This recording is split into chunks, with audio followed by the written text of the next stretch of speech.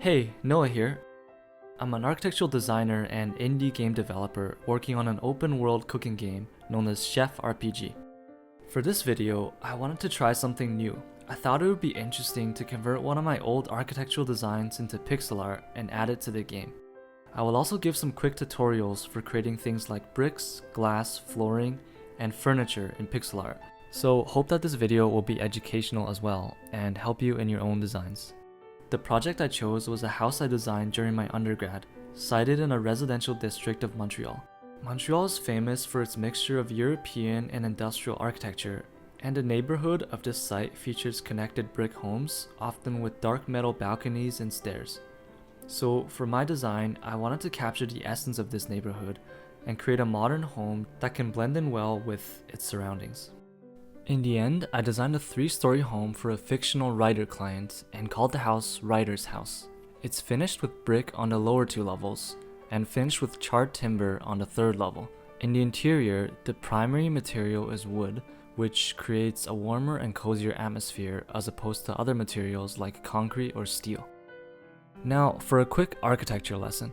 If you look at the floor plans, you'll see that it's made up of 2 distinct bars. This is because the entire house is broken down based on the idea of served and servant spaces.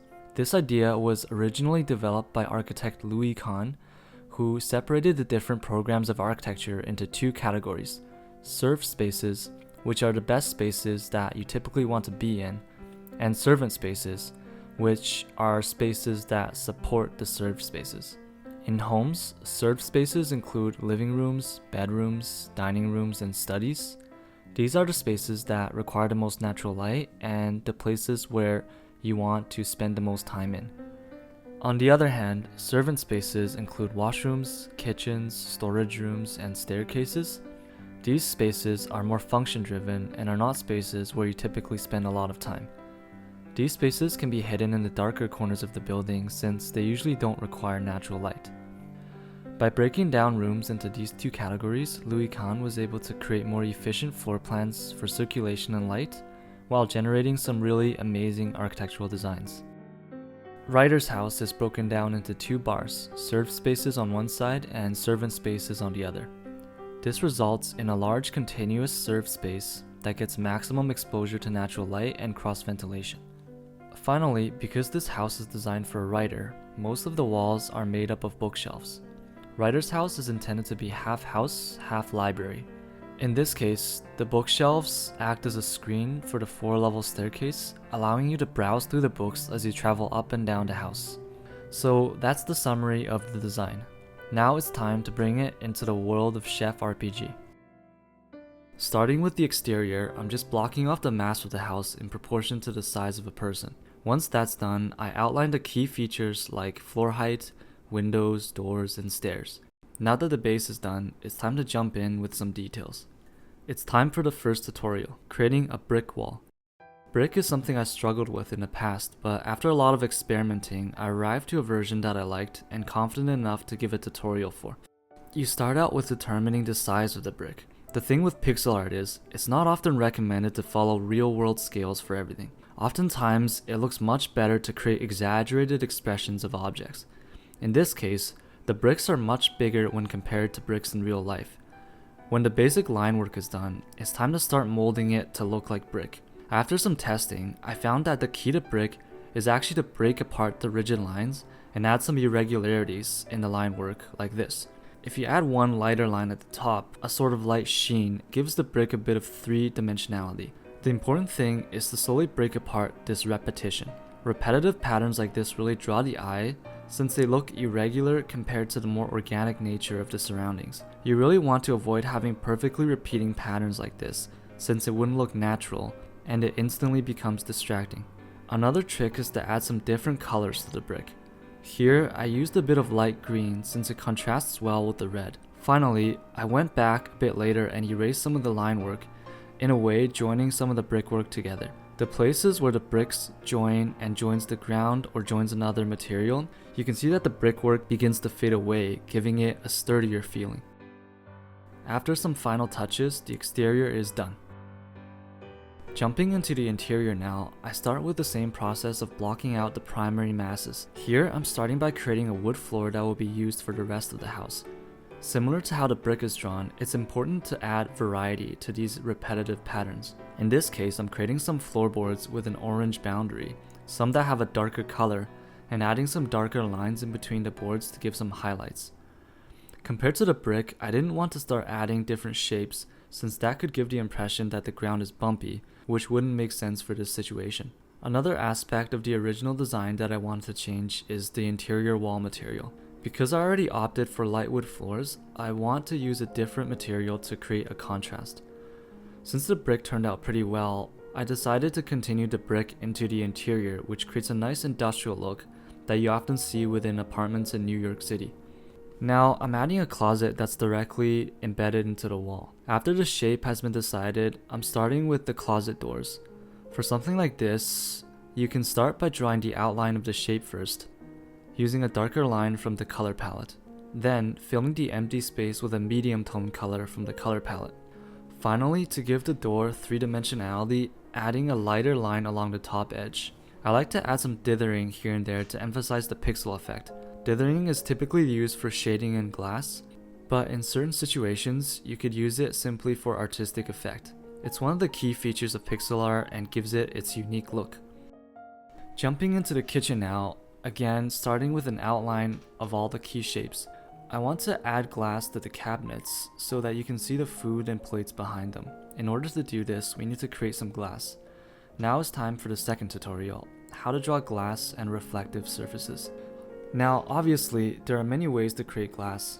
This is just one method that I like after experimenting with some different styles. For this version, the key is to create a reflective sheen like this. So starting with a diagonal streak across the pane, then adding a few of various sizes, like this. After that, I found you could break apart the perfect line to make a portion of the streak thicker. Finally, adding some dithering along the edges to really highlight the sheen of the glass. And you can apply the same technique to create reflective surfaces. The interesting thing is that this does not look like real glass at all.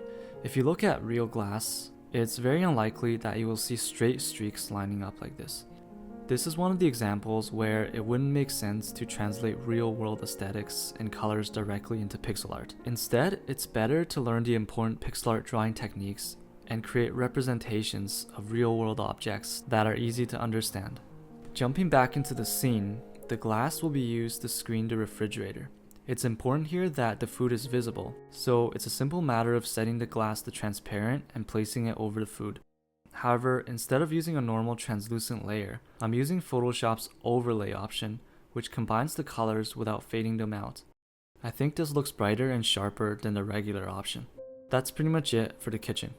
The rest of the kitchen cabinets are drawn in a similar fashion. Again, I chose green for the kitchen to contrast with the red. Combined with the yellow, these three colors are starting to create a nice color palette for the interior. A key feature of this house design is a central staircase, built in harmony with the featured bookshelf.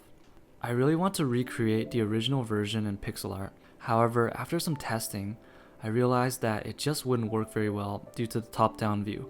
Due to this view angle, the bookcase will completely obstruct anything behind it, meaning that you wouldn't be able to see the staircase, nor your player character walking on it. Because of this, I decided to redesign the staircase to improve the player's visibility whilst keeping the original design idea and joining the bookcase with the stairs. So this is what it looks like after the redesign, and I think it turned out pretty nice. Now, in certain games, they actually want to make it a feature to hide the passageways a little bit and make you work to find it. In this case, however, because I really want the player to go up and explore the rest of the house, it's important to make the stairs as inviting as possible. And that's about it for the base drawing. At this point, I reused the assets created so far to complete the remaining 2 floors, following the floor plans of my original design as closely as possible. It looks pretty empty right now, so it's time to create some furniture. I'm going to show you my process for creating a chair, and this will be the third and final tutorial for this video. In my original render, I threw in the famous Barcelona chair, originally designed by architect Mies van der Rohe in 1929. This chair is used a lot in architecture renders, likely due to its sleek modern look. Even today, you've probably seen some replicas of the Barcelona chair lying around in some high-end hotel lobbies. I don't want to copy this exact chair in pixel art, but I can create a chair that is somewhat inspired by its shape. Since chairs have a more complex shape, I started by making a profile as opposed to drawing the outline first. This gives you some room to tweak and adjust the shape as you go. After molding it to a shape that you like, you can copy it and drag it up to achieve the top-down view. I use a brighter color for the copy since it's the top of the chair, and you can already see that it's starting to look like a real chair. At this point, you can add in the darker border and start jumping in with some details. I'm drawing some curved lines that follow the chair's profile to help emphasize its shape. Now that the cushion is done, it's time to give the chair a frame. I tried to create a more elegant curved frame here with an armrest built in. After the shape and border have been drawn in, you just add a single light line over the top portions to finish. Now we copy over this frame to the other side and well, looks like a pretty comfy chair. The last issue is that I'm not totally happy with the color here, since I think it doesn't match well with the palette of the scene. This is an easy fix by tweaking the hue and saturation. I think this color matches the room a lot better. One thing that adds more character to a house are the decorations on the walls. This could take the form of posters, achievements, photos, and paintings. In this case, I think it would be interesting to use paintings to give some insight towards the characters that live here.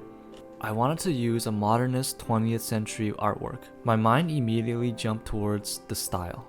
The style, also known as neoplasticism, is a modernist art movement that focuses on the purification of art of elements that do not belong, applying elementary principles of art through rational means. This means that natural forms and colors are ignored. Rather, it's about creating abstractions of these forms and colors using straight lines and the primary colors red, yellow, and blue. This is a basic summary of the style. It might not look like much, but this art movement greatly influenced modern architecture works in the 20th century.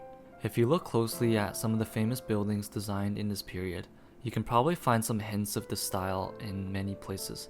I thought it'd be interesting and somewhat fitting to put the style painting in the writer's house and give a bit more definition to the character that lives here. In a way, pixel art is similar to the style. Pixel art was born out of the limitations of early computing devices as a form of representation. In the early days, pixel art provided a super simplified representation of real-world objects using a limited number of squares and colors, just like the style. The artwork was minimalistic, but you could still understand what the pixels represented. It used these simple pixels to communicate much more complex ideas, ultimately leading to pixel art games. And here we have it, a pixel art version of the style painting. In the original writer's house design, there's an extra room carved out here on the side. I thought it would be good to create a kid's room here. Again, you can usually tell a lot from what's on the walls, so we have to decorate this wall to give it some personality. I decided to create a frame poster of space and a rocket ship hanging above the bed. It makes for a pretty obvious indicator that it's a kid's room. Having this more playful room is a nice contrast to the rest of the house, which is a lot more serious and upscale. To finish, I added a little wardrobe with some toys inside and placed the rocket ship and toy car on the ground. I'm just gonna go in and add some final touches around the house. Here, I'm just using Photoshop's burn tool to give more shadows and create some occlusion along wall edges. It does ruin that perfect pixel art look, but I think it's okay because it gives more depth and contrast to the scene, whereas it looks flatter if I don't do this. I want to eventually use shaders to create nicer looking effects, but for now, I'll just throw in a simple layer of light to show where the windows are. Finally, after everything is imported into Unity, the house is complete. Now, all that's left to do is take an in-game walkthrough. So, we are in-game now, walking up towards the house. I found an empty lot on the map as a temporary spot to put the house, but in the future, this will likely be sandwiched between some other buildings, like in the original writer's house design. There's a little staircase porch that you have to walk up. When you click on the front door, your character will enter the building. So, we enter into a little tiled landing area. Like in a lot of Asian households, it's a space where you can leave your shoes. Because of the room's orientation, it's not obvious where the door is. The purpose of this landing area is really to mark where the exit is. It's good to think about our natural human behaviors to make designs that can guide the player to do certain things in the game. First, let's take a tour of the kitchen. So here we got the nice modern kitchen and a formal dining area. I placed some items on the table and made one chair at an angle to make the scene look a bit more organic. This shows that the family living here isn't the most tidy. Now, walking over to the other side of the house, there's a little powder room. I added a little feature where the front walls turn on and off if you walk past a certain point, so that the player can see things a little better.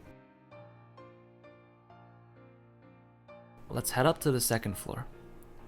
Just like the original design, sliding doors separate the rooms. When you click on them, they open and you can pass through. Here's the bathroom with a fancy copper tub. Got a copper toilet in there as well for some reason, not sure if that's a thing. When you walk out of the room, the sliding doors automatically close.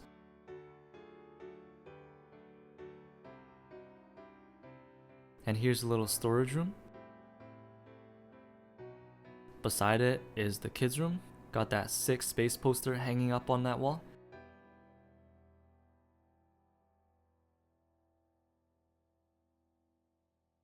And over here is the writer's working space with the style painting. This whole floor is designed to be one big room. In the original design, I thought it'd be cool if the bedroom is part of one large room. Of course, this configuration wouldn't make sense if the bedroom was next to the living room or the dining room. Finally, let's head up to the third level. I decided to make the third level one big exercise room. It has some yoga mats, dumbbells, punching bags, and a treadmill.